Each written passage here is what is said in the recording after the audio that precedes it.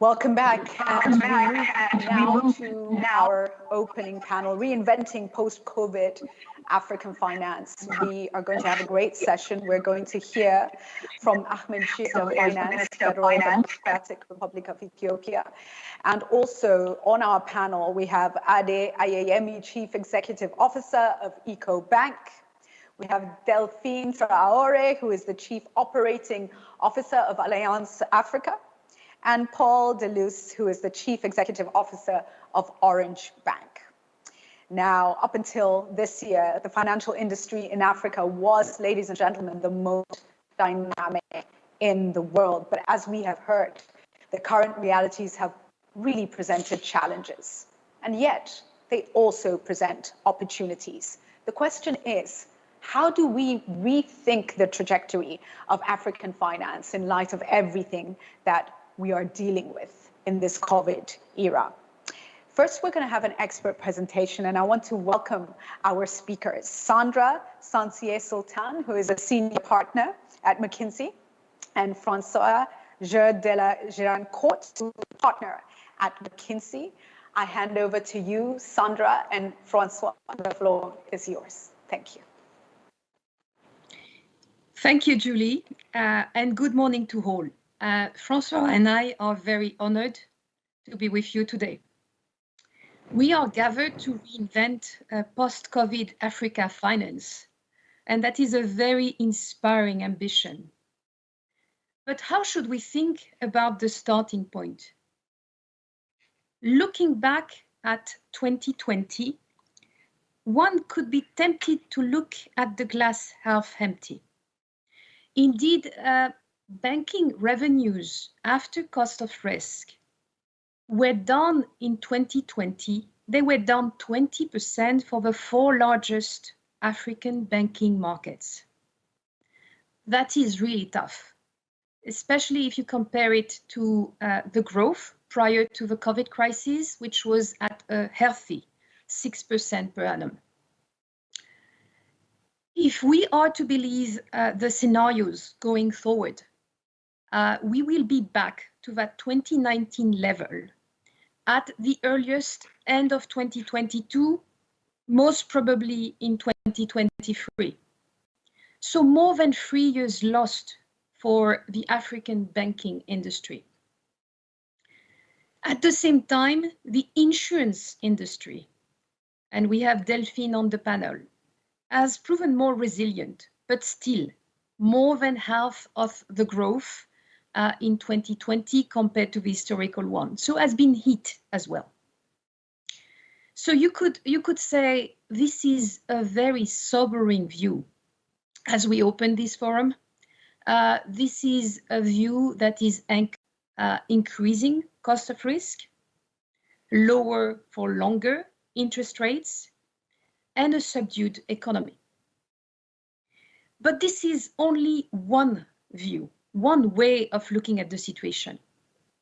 Another, if you look at the glass half full, is to notice how the number of fast acceleration we see across the continent on a number of parameters that are absolutely critical to the transformation of the industry, to its reinvention. Let's take the numbers of active customers in bank digital channels. It was discussed earlier. The COVID crisis actually accelerated the digital transformation. But look at the numbers. The number of active customers in bank digital channel across Africa saw a 20% year-on-year growth from June 2019 to June 2020. And this is by far the fastest growth of all the other regions in the world. This number continues to increase in the second part of the year. And in some countries like South Africa, where digital banking activity was actually only slowly progressing, was kind of plateauing before 2019, we have seen nearly a 5-time acceleration in digital adoption. At the same time, the crisis unlocked real acceleration in electronic payments. With lockdown, small and medium-sized businesses moved online. banks and fintechs such as Paystack, Cellulant, DPO. On this page, you have Flutterwave. We're quick to offer solutions to businesses who had only accepted cash in the past. This morning, Flutterwave confirmed 170 million round of additional financing. And this is a good testimony to the growth, the real growth that is happening. What's also very inspiring is the acceleration in mobile finance services overall. In 2020, countries such as Ghana and Togo sent payments of emergency aid through mobile wallets. The financial industry in many countries waived transaction fees for person to person, and regulators in countries such as Morocco vastly simplify the process for wallet opening and merchant onboarding. So despite the tough 2020, let's not forget that Africa has been and remains a growth story for finance. There's still a number of underserved, underbanked, underinsured clients. If you look at these numbers, these are the bankerization rate, 33% in 2014, 47% in 2019. If you believe the projections will be at 62% in 2024, almost doubling in 10 years. And that's only to talk about banks. Now, let me quiz you with a few big numbers. I'm sure some of you have recognized those numbers. 180 million. That's the number of active mobile wallets in 2019. A conservative projection believes that in 2024 we'll have 400 million active wallets. More than 1.3 billion. That's the total amount in VC funding and M&A for African fintechs in 2020. A tough year for VC. And 2021 is starting also very, very strong. More than 50%. That's by how much online payment is projected to have grown in 2020. Much more than twice as more as electronic payment, which is already a multiple of growth in GDP. So if Africa Finance is all about growth, the question is, who will capture this growth? Africa Finance has been dominated by bank and insurance companies. Now we have new players and the incumbents have evolved, which changes the dynamic in the industry. Now, if we look at banks and insurance, they still represent 95% of the revenues. And today, several groups have truly pan-African scale with footprint across the continent. The question is, can they capture and serve the underbanked or the underinsured? Or will they be tempted to continue focusing on affluent retail customers and large corporates? Can those Pan-African groups be catalysts for the regionalization of trade and services? While finance operators have already changed the life of millions of Africans, the question is, are they really the solution for the unbanked? And more importantly, can they be successful beyond payments to offer full financial services? 2020 has been a great year for fintechs with great successes, for example, in payments and in merchant solution. The question is, can they scale to really have an impact at the scale of the continent? And can we see more innovation and more success stories where is needed, for example, in data services? We've seen quite a few neobanks, in particular in South Africa in the past year, with truly innovative Africa-centric models. The question is, can they be profitable? Lastly, big tech. Imagine what would happen if we saw Facebook roll out Facebook Pay on WhatsApp in Africa, or if Alipay rolled out beyond South Africa, or even beyond banking, if we saw Google launching its Googleplex banking services to Africa, as it's doing in the US. Actually, big tech is the biggest threat to incumbents. So the question, actually, between all those players, how much of partnering and how much of competing will it take to be successful? So as we can see with the past month, Africa Finance is already accelerating its reinvention.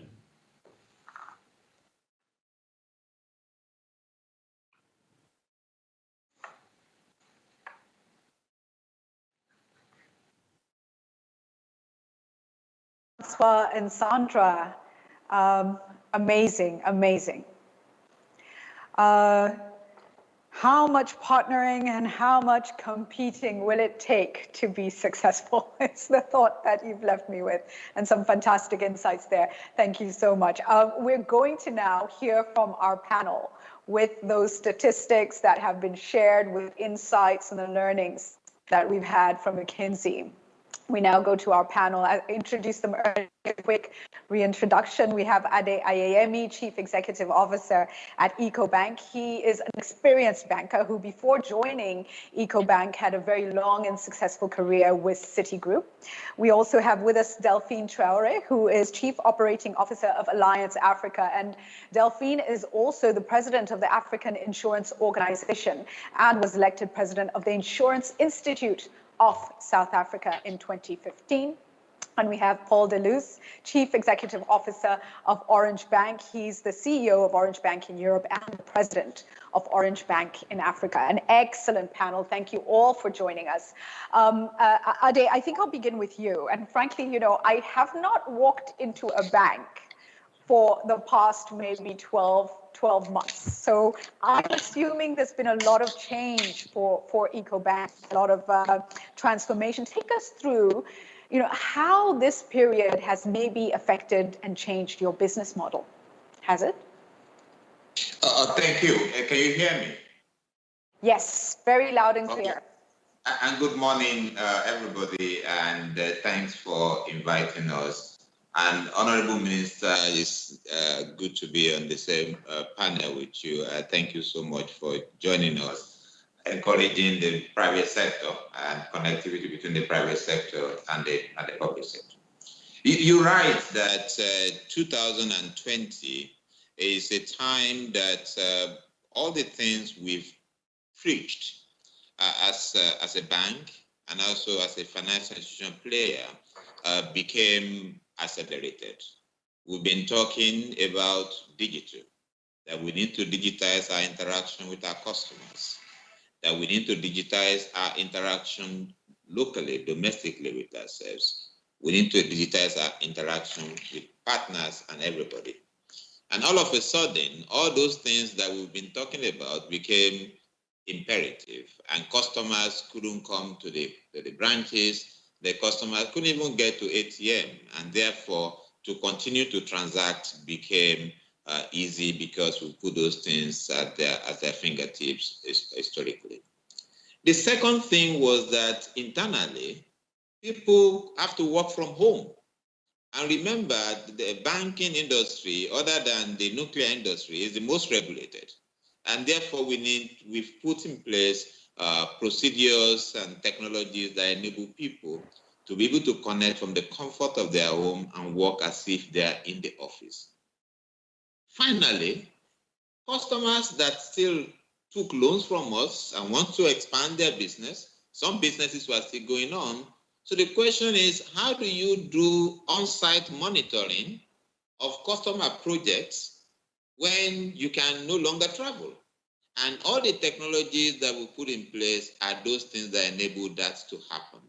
Now that we've demonstrated that those technologies actually work, as we go forward, scaling them in partnership with others, it is what's going to enable sufficient financial deepening so that we can create wealth in the continent. I hear questions about competition, partnering. Ultimately, what needs to be done is sufficiently large that we need to scale together to be able to get this problem solved. So what we're doing is putting our platform at the disposal of all the people that want to participate, be it MNO, be it other banks, be it fintech, because if we do that, then we're in a position to accelerate the inclusion of people within the continent. So that's the way we are looking at it, creating platforms, working with others, understanding that when we do that, then we are able to connect to the continent much faster. Thank you. Thank you for that, Ade. We need to scale together. I love that. Delphine, coming to you next, and clearly lots of change in banking. How has it affected insurance, and how are you coping as an organization? I fully agree with Ade, noting we need to work together better. EcoBank is one of our biggest partners right now in how are we going to make sure that we digitalize ourselves. So for our perspective, there's been two main folds, right? It's been how do we ensure that our people are able to work from home. From the time the pandemic hit at the beginning of March, we had to move quite fast into investing. We moved our people from 20% being able to work from home to almost 100% being able to work from home across all countries and all of our 1,400 staff. That was quite important for us to keep them safe and then to be able to continue serving the customers. The other thing that we've done, and we had started that before the pandemic, but it became even more important during the pandemic, we have invested 10% of our annual revenue on digitalization. And digitalization from the inside out. We needed to make sure that our infrastructure and also our internal system were solid enough so that we can also start offering that to our partners. So what we're doing right now also is to make sure that we are able to provide insurance coverage for anybody on the continent, essentially. Thank you, Delphine. Great agility there. Great agility. Paul, I come to you now, and just looking at the figures shared, it really looks like the growth for digital is incredible. Take us through what you've experienced in your space. Well, thank you, Julie. Thank you for giving me the opportunity to present something which is built by the non-bank, which tries to be a bank. Perhaps just to tell you how we reacted, it's necessary to tell you how the mobile payment came to where we stand today. And for that, perhaps I need to tell you how over the years we have built this mobile money business. I think there have been three steps in building this mobile money. The first step for all mobile money players, at least in Western Africa, was 10 years ago, when we decided to launch something very simple, very basic, just to allow P2P transfer, local P2P. It goes surprisingly well. You said the figures. For Orange, we have around now 50 million customers for Orange Money, out of which 22 million are monthly users. So it went very well, very fast. That's why we went for the second step, which was to expand from pure P2P transfer to more elaborate transaction, always in the transfer business. That's why we went for international remittances. That's why we went for payment, administration, trade payment. That's why also we have started to make agreements with other mobile money players. For us, like Orange, we did a significant JV with MTN, the South African mobile operator, because we feel that we need our mobile money to be connected with other operators. Why? Well, for a reason I think that François explained very easily, is prevent from the big tech to arrive with over-the-top solutions. And then we went for the third step, which is the one we launched during the pandemic, which is going beyond payment for real banking. When I say banking, it's the microfinance, micro-savings. And in fact, we launched the bank in 2020, so in the middle of the pandemic in Côte d'Ivoire. And we launched it when we respected the agenda and the calendar we have for this launch, which means that we are not that much affected by the pandemic. Why we believe that we can succeed in that business? Well, mainly for three reasons. First, we have the access to the customers. We have access to more than 100 million customers in Africa for Orange. Second reason is the data, because we know the behavior of the customers, and we may, as a telco player, have the only structured data which exists on the unbanked population. So it's a real key asset be able to score these customers to know if we are able to lend them money or not. And the third asset we have is access to liquidity. Thanks to the mobile money, we have access to a significant amount of liquidity, which we can lend to the customers, which is not always the case in microfinance. The only thing we lacked as a telco player was bankers. That's why we have decided to hire senior bankers to develop this business. That's why you may have seen that in Côte d'Ivoire, our business of Banque Africa is led by Jean-Louis Moncomé, with a very seasoned banker coming from BNP Paribas.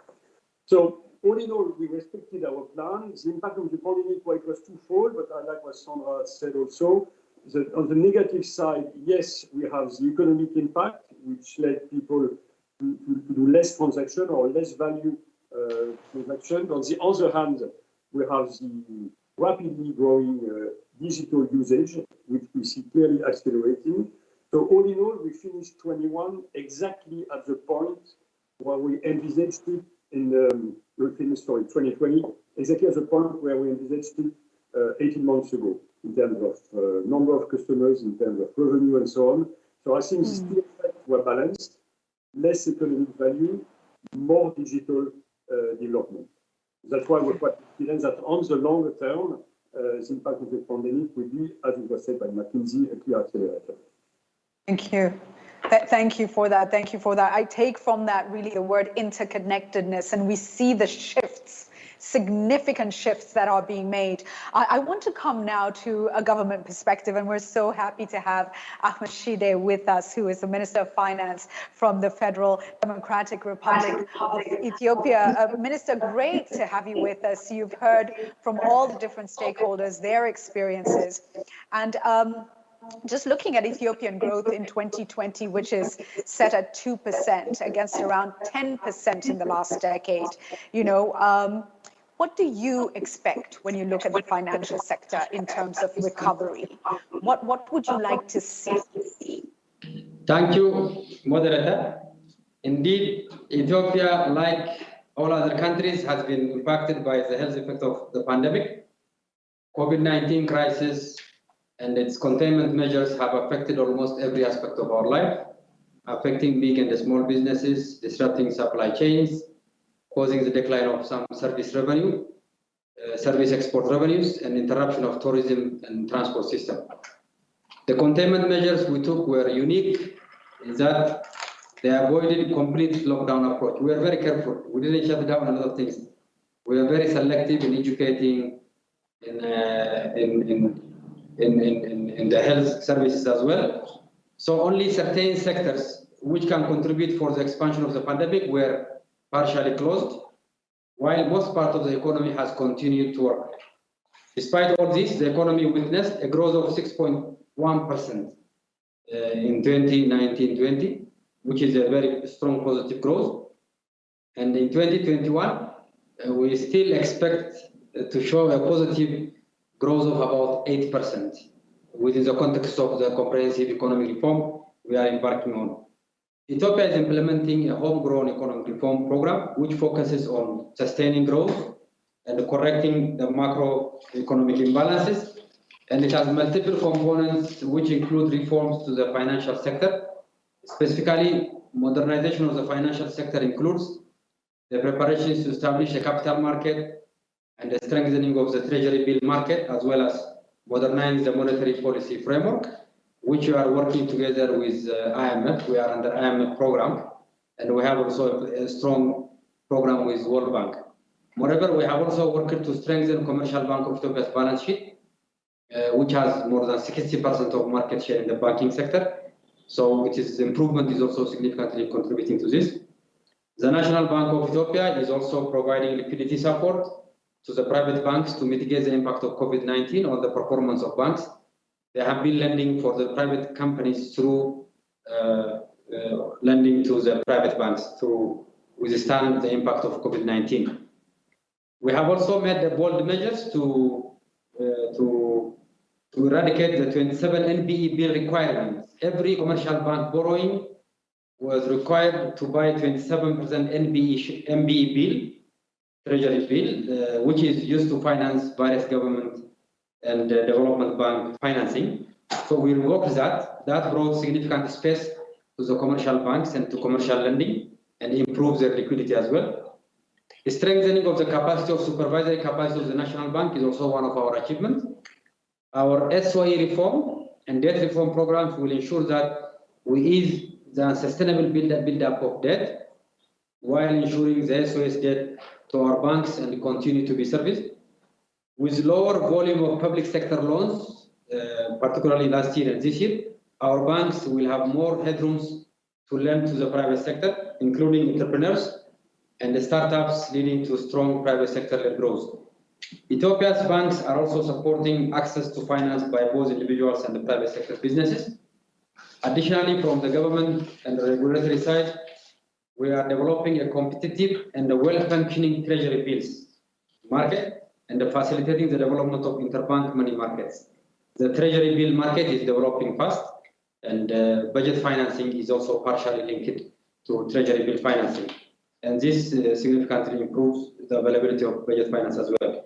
We are establishing secondary bond market and the stock exchange market in close collaboration with the private sector. Given the economy is performing well and the implementations of the reform is being strengthened, we expect the financial sector performance will show certain and strong growth in 2021. My expectation from the financial sector, and importantly for the financial sector, are that the sector remains resilient and that we are able to continue with our reform. So inclusive finance and banking sector, together with the digital economy and opening up of the telecom sector, will further improve this reach. Ethiopia's banks have played a pivotal role over the past decade in broadening financial access, increasing national savings, and financing major public and private projects. So we are careful on the new project. We're already financing ongoing project, and we are rebalancing the financing from more massive public-led to more of private sector enabling of development financing. In our current environment, the banking sector shows no sign of slowing growth, and both deposits and loans have largely continued along with their pre-COVID trajectories.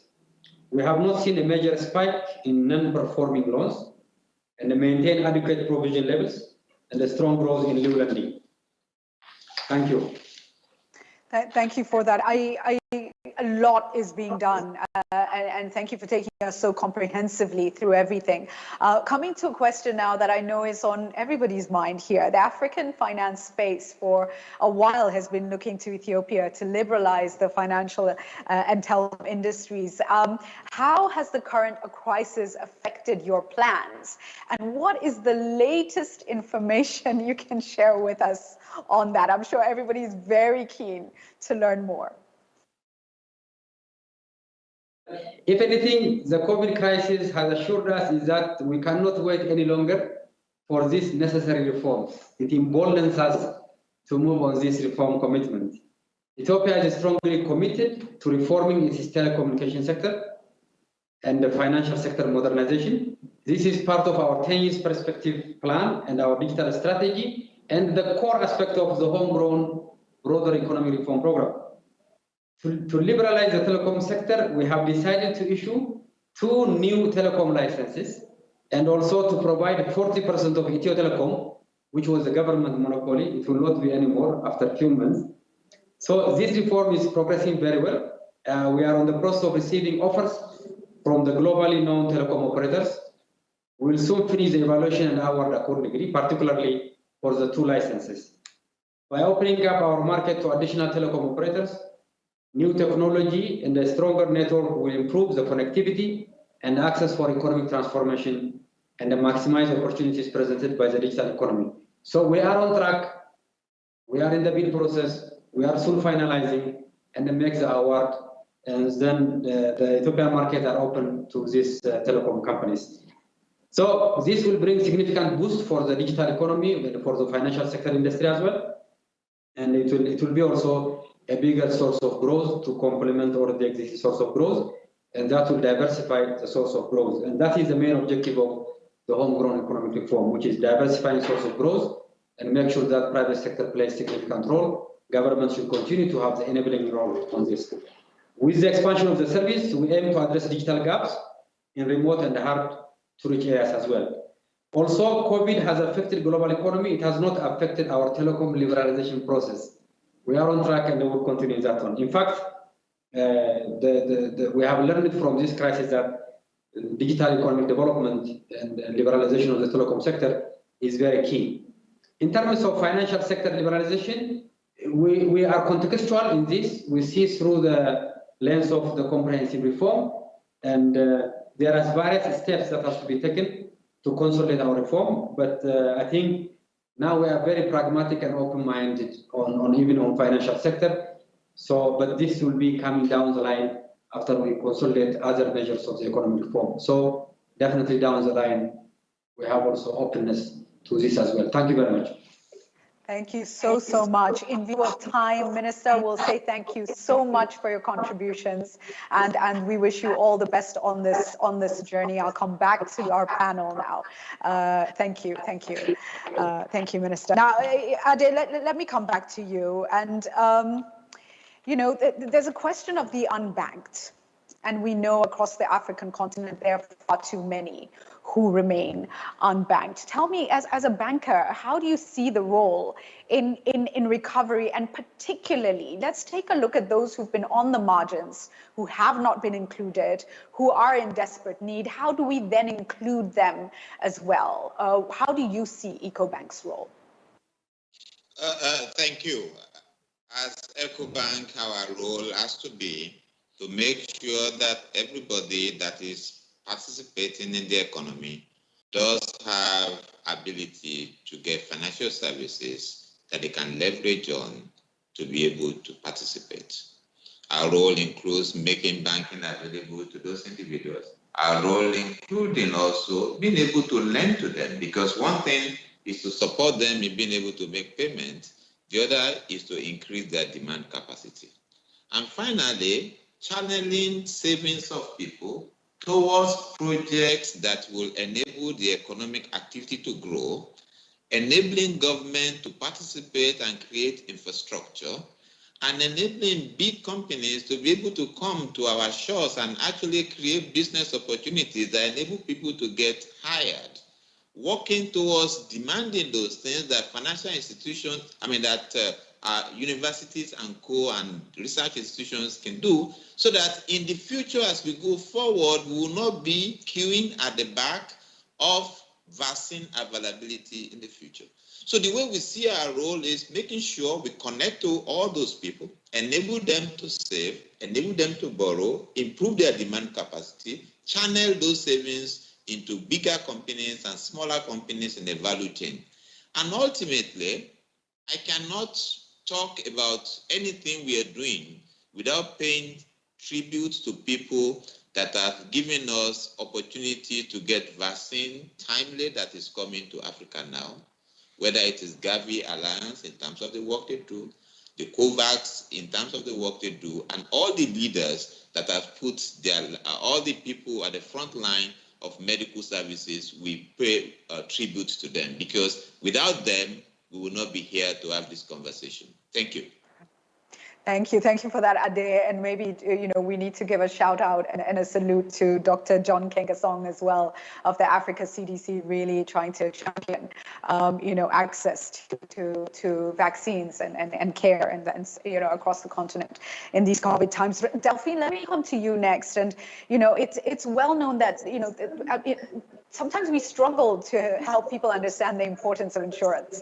And yet it is so pertinent at this time. It is much needed on the ground. How do you see the role of insurance in recovery, and how are you positioning yourselves? Maybe I'll start by saying, indeed, many don't know the insurance market, and that's a bit of a challenge in Africa. I'll go back to a McKinsey report that said that before COVID-19, the growth of the insurance sector in Africa between 2020 and 2025 was expected to be 7%. This is twice as much as in North America, it's 3 times as much as in Europe, and it's even higher than Asia.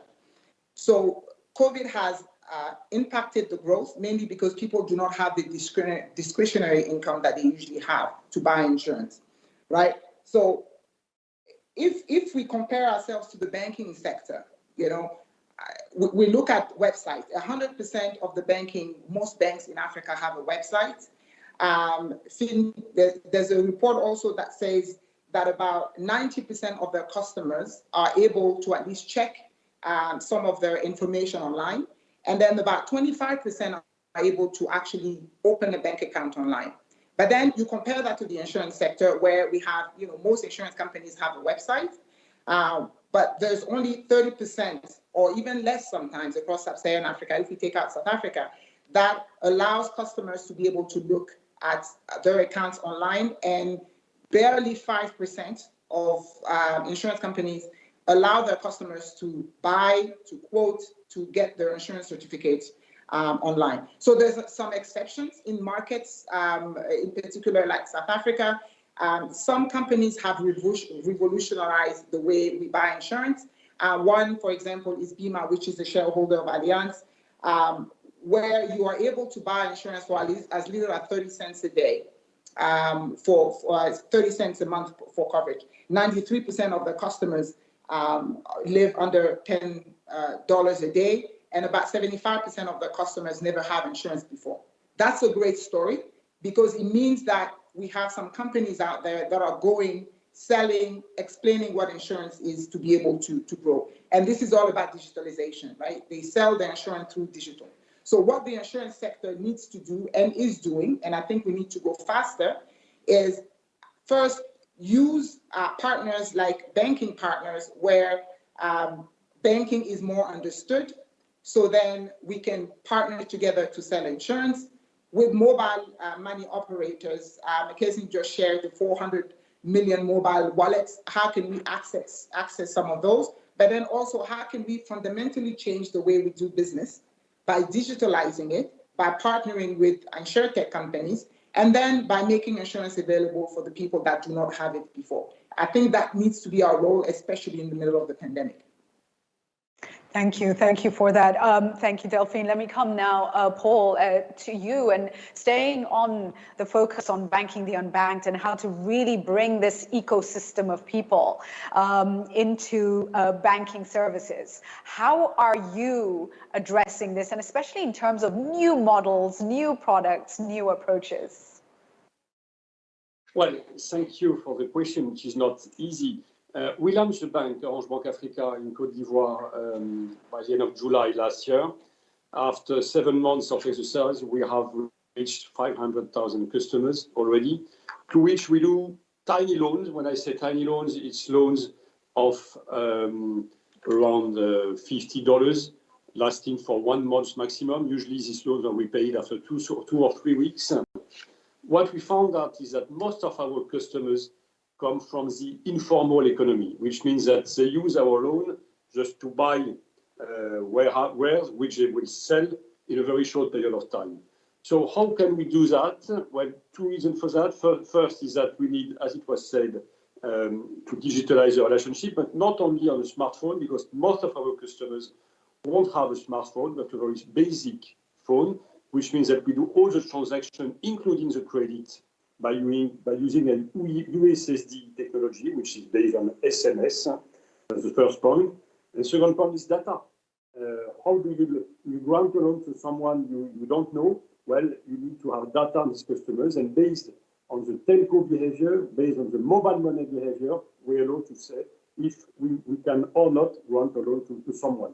Which means, as you say, that we really need to reinvent not only the scoring business, which is the banking business, but also the user experience to make sure that we can reach customers which have a very basic mobile phone with them. Thank you for that. Thank you. Things are shifting and transforming so fast. It's exciting to watch how we're serving the needs on the ground. Ade, I come back to you. And frankly, over the past 10 years, we have seen a number of international banks leave the African continent. Let's take a look with the Africa Continental Free Trade Area, the opportunities that could be unleashed there, and the roles that banks like EcoBank play. What do you see your position, and where is the opportunity there for you? Okay, thank you. It's a very good question.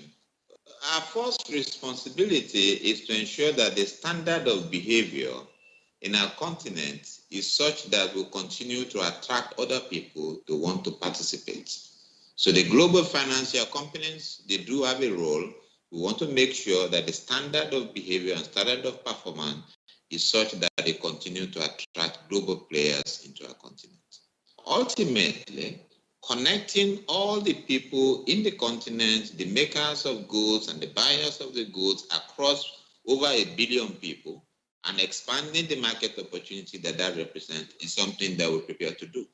Where equally, we understand our role being a large company with multiple presence to include all the other players, because we can not just compete, we can cooperate. And that cooperation in making sure that that can be done is one of our roles. Because we are the only institution in the continent that have presence in 33 countries and can make instant payment across 33 countries, can ensure that both the buyers and the seller can establish trust across multiple geography. But that infrastructure, we don't have to use it for ourselves alone. It can become an enabling infrastructure that allows Africa to fast track and move forward much faster. So I come back to the situation. In the age in which perseverance is able to go to Mars, the technology that is required to solve our problem is no longer the problem. We need to have the mindset and dare to dream as people of this continent, to not wait for 10 years and 5 years to solve small problems, but we now need to dare to dream, to create the future that we want, and our kids can no longer wait to excel. Thank you. Wow, we need to have the mindset and dare to dream and create the future we want. So powerful. Delphine, coming to you on that. And, we've talked about international banks retiring. Ade has told us about standards we need in place. Allianz has, come and gone in Africa. I think bought out certain branches at periods in several countries. Then you've had to retire from that. Do you believe, having gone through these experiences, that there can be a pan-African champion in Africa in the insurance industry? Are you still feeling optimistic? Absolutely. I think part of the story that you missed at the end there was that we just purchased part of Jubilee Kenya, Jubilee Holding, actually, the PNC operation. So, for us investing, and it's the same for many people, right? It's simple. It's about the growth opportunity in the area or in the market that we're going to. It's about the regulatory environment. Are the regulators consistent and predictable? Because this also gives us a view on how our strategy is going to be rolled out across the continent. And at the end of the day, we also need to bring a return to our shareholders, right? So that's simple. So for us, we invest in markets, and the big investment that we did in East Africa right now is a testament to our support for this continent and the belief that we have that Africa will continue to grow. But we also need to make sure that the regulators keep in mind that, inconsistency in decision kind of makes it difficult for Pan-African companies to be able to stay on the continent. Our role as insurers, when we talk about trade in Africa, and I think for us, the pandemic has created about a 10% drop in the volume of trade. We have a company within Allianz called Hura Hermes, which essentially insures receivables against default risk. So this is also the role that we as an insurance company need to be playing on the African continent. As trade is reducing, and as long as people are not able to trade, worrying about insolvency of the trading partners, then it becomes difficult for the economy to continue growing at the pace that it needs to. So again, we are here, we've invested, we've divested, but we've also invested, and we've invested for specific reasons on the continent. Thank you so much. I'm going to come to the final question, Paul, and I want to make it very general as we close and just try to better understand. You know, we've got diverse players and stakeholders on this very panel. And if we think about all the key stakeholders playing in the African market right now, and particularly those offering financial services, who do you see as the most critical stakeholders? And if you were to have a preference of what they do more or less of, what would that be? This is your chance to almost paint a picture of what you see. It's not an easy question. Well, as it was said, we've seen many players doing part of the African banking business. The one we haven't seen so far, and it has been mentioned by McKinsey at the beginning, is the big techs. Obviously, we're quite concerned with the mobile money operators that they would come with over-the-top solutions, that they would try to impose their view, impose even their currency, as it has been discussed by some of them. And I think that in that sense, we should cooperate with the mobile money players, with the bankers, traditional bankers, also with the regulators, to make sure that there is a level playing field, that everybody can operate, and I think there is enough space for everybody, but that everybody can operate with the same rule. And if someone wants to launch, let's say, a banking business in a given country, targeting the unbanked, for example, is fine. It's in second news, but we have to do by the book, by the regulation book. And that's why we are very positive about the way the regulation is evolving in Africa, because we see it in a very constructive way, i.e. making sure that the business is properly done by the bank, but also by the new players like us, but making sure also that it's a sort of barrier of entry, not allowing anybody to do anything, which I think is good for the business as well. But just to answer quickly to your question, big data, I think, are the next to come into this market. Well, thank you for that. We've come to the close of our panel, and I want to throw one last question at you all. And for everybody who is here, let's think for a moment about an Africa coming out of the crisis, all right? Let's think about the role we think that the financial sector can play in helping Africa build back. We're talking in so many conversations about building back better and building back stronger. So think about it for a minute. Ade, Paul, and Delphine, I want to challenge you to think of, what do you want that headline to read? A headline in the top papers in the morning about recovery and how the financial sector has seen things through. And to all the participants at home, write it down, write that headline down. And so let me come to the panel, throwing this at you. Paul, I'll start with you. What would you like that headline to read? I think you're on mute. Sorry, you're on mute. Sorry. I would like the newspaper to say, at least finance is useful to the community, because it's not always that it's true, but if it could be the case, I think we would have done our job properly. Thank you. Thank you. Ade, let me come to you next. What would you like the headline to read? It should be financial services enabling Africa to power through Agenda 2063 that the African Union has put together. Because ultimately, that is the destination. We just need to power through that very quickly, despite the problem with the pandemic. Thank you for that. And you're looking at the long game. You're like, we are looking all the way to 2063, which is great. Delphine, as a woman, this is International Women's Week. I'm giving you the final word. You know, what as headline women, like? I will come back as a woman and talk about unity. Yeah.